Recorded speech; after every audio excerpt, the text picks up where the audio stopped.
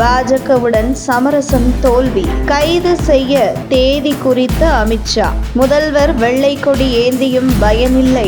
TASMAC mega ஊழல் தமிழகத்தை உலுக்கியுள்ள நிலையில் டாஸ்மாக் மூலம் வந்த பல ஆயிரம் கோடி ரூபாய் பணத்தை ரத்தீஷ் மூலமாகவே மணி லாண்டரிங் நடந்துள்ளது என்பதை அமலாக்கத்துறை கண்டுபிடித்தது. இதனைத் தொடர்ந்து ரத்தீஷ் தப்பி வெளிநாடு ஓடியுள்ளார். இந்த நிலையில் டாஸ்மாக் மெகா ஊழல் தொடர்பாக அமலாக்கத்துறையின் அடுத்தடுத்த நகர்வுகள் முதல் குடும்பத்தை நோக்கியே சென்று கொண்டிருப்பதாக அரசியல் வட்டாரங்களில் பரபரப்பாக பேசப்பட்டு வருகிறது.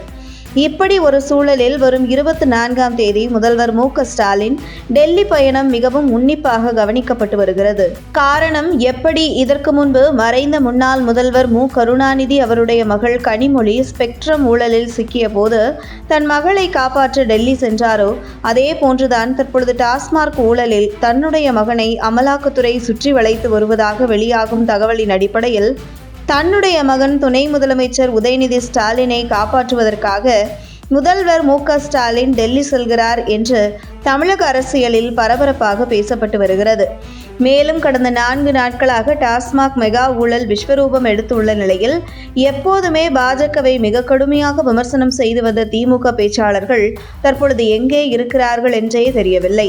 அந்த அளவுக்கு திமுகவினருக்கு யாரும் இந்த ஒரு இக்கட்டான சூழ்நிலையில் பாஜகவை விமர்சனம் செய்து மேலும் அவர்களின் கோபத்திற்கு திமுகவை உள்ளாக்கிவிட வேண்டாம் என்று திமுக தலைமையிடமிருந்து மறைமுக உத்தரவு பிறப்பித்துள்ளதாக கூறப்படுகிறது.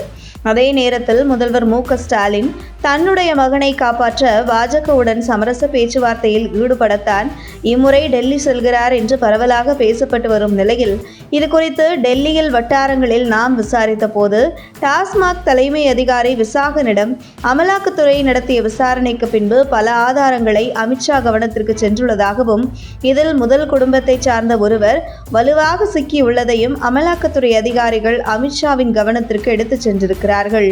இதற்கு அமித்ஷா வரும் ஜூன் அல்லது ஜூலை மாதத்திற்குள் கண்டிப்பாக இந்த டாஸ்மாக் ஊழலில் மைய புள்ளியான முதல் குடும்பத்தைச் சேர்ந்த அந்த நபர் கைது செய்யப்பட வேண்டும், அதற்கான வேலைகளை மிக தீவிரமாக எடுத்துச் செல்லுங்கள் என்று அமலாக்கத்துறைக்கு அமித்ஷா உத்தரவிட்டுள்ளதாகவும் கூறப்படுகிறது. மேலும் வரும் 2026 சட்டசபை தேர்தலில் திமுகவை வீழ்த்தியே ஆக வேண்டும் என்பதில் பாஜக உறுதியாக இருப்பதாகவும் அதற்காகவே இந்த டாஸ்மாக் மெகா ஊழலை மிக தீவிரப்படுத்துவதாகவும் கூறப்படும் நிலையில் வெள்ளை கொடி ஏந்தி சமரச பேச்சுவார்த்தையில் முதல்வர் மு.க.ஸ்டாலின் டெல்லி சென்றாலும் அதற்கான எந்த பயனும் கிடைக்காது என்கிறது டெல்லி வட்டாரங்கள். மேலும் இந்த டாஸ்மாக் ஊழலில் தொடர்புடைய ஆகாஷ் பாஸ்கர், ரத்தீஷ் ஆகியோர் தப்பி ஓடியுள்ள நிலையில் அவர்களின் பாஸ்போர்ட்டை முடக்கும் வேளையிலும் அமலாக்கத்துறை இறங்கியுள்ளதாகவும் அவர்கள் இருக்கும் இடம் குறித்த தகவலும் அமலாக்கத்துறைக்கு தெரிய வந்துள்ளதாகவும் கூறப்படுகிறது.